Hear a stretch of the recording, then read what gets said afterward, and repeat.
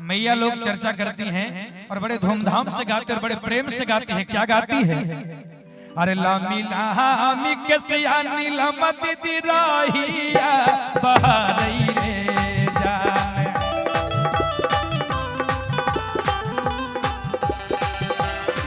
लामी लामी के सिया नीलम दीदी राहिया बहारई रे जान। अरे जान रे राहिया बहारई रे जान। अरे जान रे, अरे जान रे, अरे जान रे आबी गेल हरिंदर भैया पहुनवा रे जान। जान रे आबी गेल शिव गुरु पहुनवा रे जान।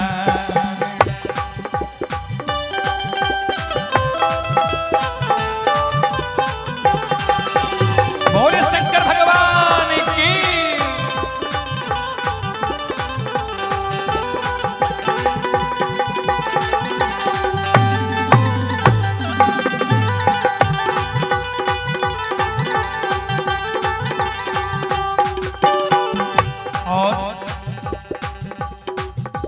लोढ़े के लिए हो शिव गुरु फूलवा के बगिया रे जान।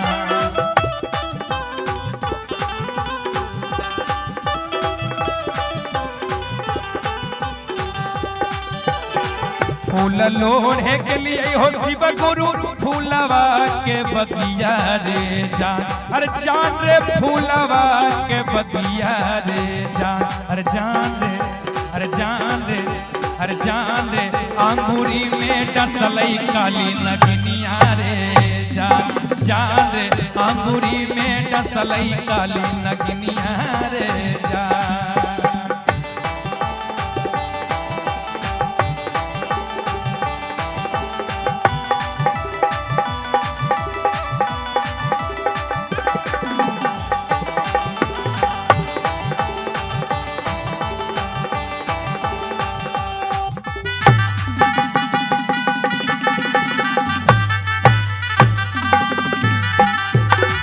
बोले शंकर भगवान की।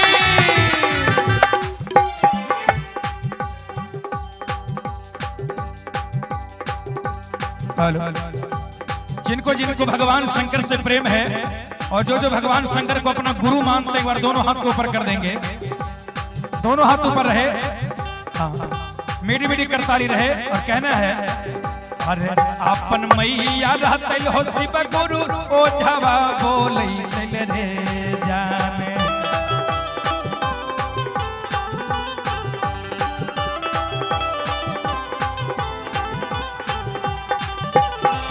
अपन मैया रहते हो शिव गुरु ओ झवा बोले रे जान। अरे जान रे ओ झवा बोले रे जान। अरे जान रे, अरे जान रे, अरे जान रे स्वामी जी के मैया हृदय कटोरवे रे जान।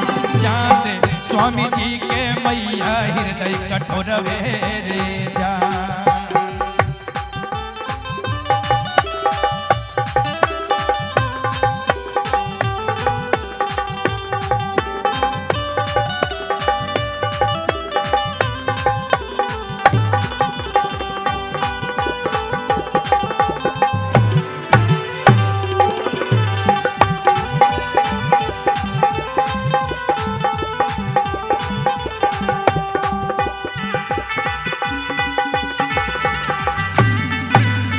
हर हर महादेव, जय शिव जय शिव।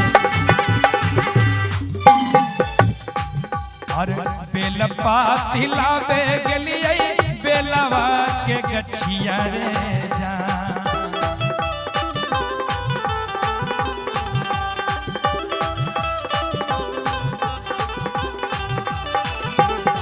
बेल पाती लावे हो गेलिए बेलवा के गछिया रे जान।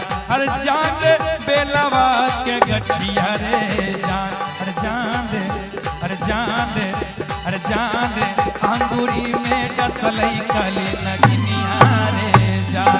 जान रे अंगूरी में डसलई काली नगनिया रे जान।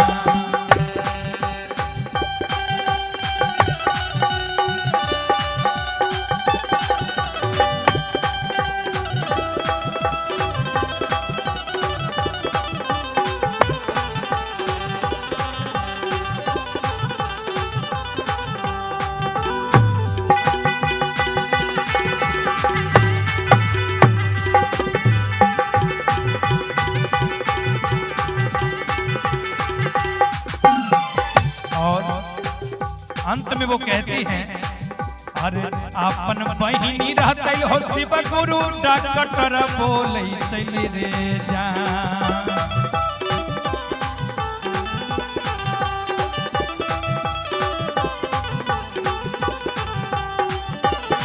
अपन बहिनी रहते हो शिव गुरु डॉक्टर बोले तैली रे जान। हर जान रे डॉक्टर बोले तैली रे जान। हर जान रे, हर जान रे, हर जान रे, स्वामी जी के बहिनी हृदय कठोर रे जान। जान रे, स्वामी जी के बहिनी हृदय कठोर रे जान। लामी लामी के सियानी लम दीदी रहिया मोहारई रे जान।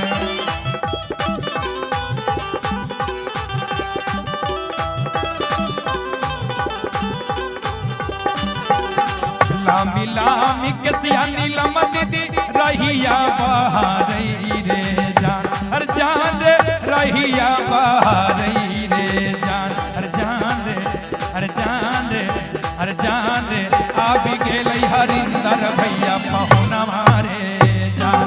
जान रे आबि गेलै शिव गुरु पहुना मारे जान। हर जान रे आबि गेलै शिव गुरु पहुना मारे जान। जान रे आबि गेलै हरिंदर भैया पहुना मारे जान।